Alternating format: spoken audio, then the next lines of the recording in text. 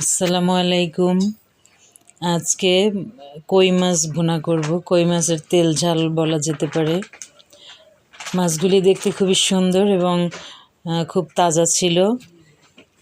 বাজার থেকে যিনি এনেছেন তিনি বলেছেন দেশি কই মাছ, তবে আমি 100% শিওর দেশি কই মাছ অবশ্যই না, এবং খাবারের পরে আমি আরও ওভার শিওর হয়েছি যে এটা অবশ্যই চাষের কই মাছ, কারণ চাষের কই মাছের মাথা নরম থাকে, এজন্য বুঝতে হবে যে এটা চাষের কই মাছ। আর আমার ভাইয়ের ছেলে, আমাদের কলিজার টুকরা, সে এখন মিউজিক দিচ্ছে।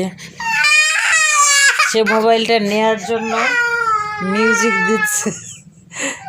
তো মাছগুলি চাষের হোক আর যাই হোক, খুবই টেস্টি ছিল। আসলে অনেক মজা লেগেছে। অনেক দিন পরে আসলে কই মাছ খেয়েছি, আমার কাছে খুব ভালো লেগেছে।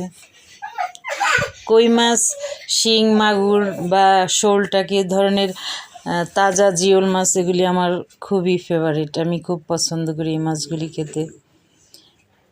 তো কই মাছটা ভেবেছিলাম যে চাষের হয়তো খেতে তেমন ভালো লাগবে না, কিন্তু না, খুবই মজা লেগেছে, খুব টেস্ট। আপনারাও এনে খাবেন।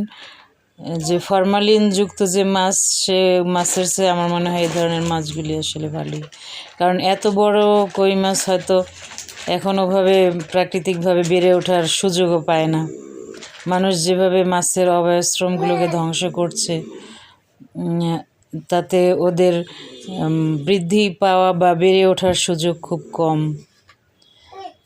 দুই চারটা পুকুর থাকলেও সেগুলো মানুষ সেচে একদম মা মাছ সহ সব কিছুই খেয়ে ফেলে। আসলে আমরা মানুষেরাই যুগে যুগে সব কিছু ধ্বংস করে দিয়েছি।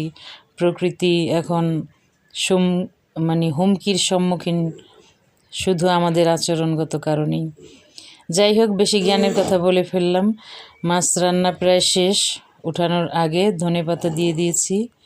মাছটা দেখতে যতটা মজা হয়েছে, খেতেও তেমনই টেস্টি। সবাই ভালো থাকবেন, ধন্যবাদ।